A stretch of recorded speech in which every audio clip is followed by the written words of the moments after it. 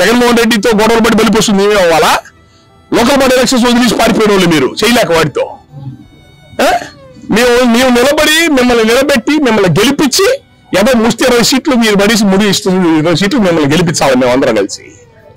ఇలా పవన్ కళ్యాణ్ చెప్పిన మాట గౌరవించి మిమ్మల్ని గౌరవించి మీ పార్టీకి మేము ఒక అవకాశం ఇస్తే మీరు మా కులాన్ని మీ కక్ష సాధింపిదా మమ్మల్ని ఇబ్బంది అలాగూ మాకు ఎక్కడ ఏ పనులు చేయట్లా, ఏ ట్రాన్స్ఫర్ లేవు, ఎక్కడ రాజకీయ ప్రాధాన్యత లేదు, తొక్కిపారేశారు కాపు కులాన్ని, జనసేన క్యాడర్ తొక్కిపారేశారు అన్ని చోట్ల. అయ్యో పర్వాలేదు మేము పట్టించుకోవట్లేదే, ఈ రోజు రోడ్డు ఎక్కలేదు మేము ఎప్పుడు కూడా. మనుషులు చంపుతారా?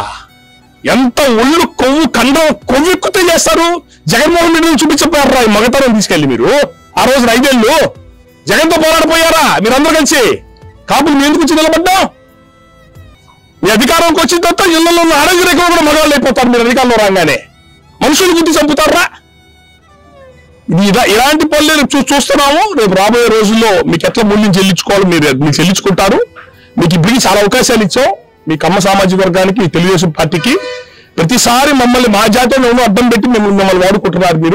మీరు ఇట్లాంటి పనులే చెయ్యండి. మీరు మన జగన్మోహన్ రెడ్డి మూల్యం చెల్లించుకున్నారు కదా, మా జోలికి వచ్చి మీరు కూడా మూల్యం చెల్లించుకుంటారు. ఈ విషయంలో వాళ్ళకి న్యాయం జరగకపోతే వాళ్ళ కుటుంబం అన్యాయం అయిపోయింది. ఒకడు కోమాల నుంచి బయటపడుతున్నాడు, ఇంకోటి కాళ్ళు నడువులు పనిచేయట్లేదు, ఒకటి చచ్చిపోయాడు. ఆ కుటుంబానికి ప్రభుత్వం బాధ్యత తీసుకొని న్యాయం చేయాలా, వాళ్ళకి ప్రభుత్వ ఉపాధి కల్పించాలా, ఉద్యోగాలు కల్పించాలా. ఈ దుర్మార్గానికి పాల్పడ్డాడు మా కులపోడు, మా పార్టీ ఓడు ఇలాంటివి చూడకుండా నిజాయితీగా చర్యలు తీసుకొని వాడి కఠినమైన శిక్ష పడేటట్టు చేయాలా. లేకపోతే మీరు ఖచ్చితంగా కమ్మ సామాజిక వర్గం టీడీపీ పార్టీ భారీ మూల్యం చెల్లించుకుంటారు.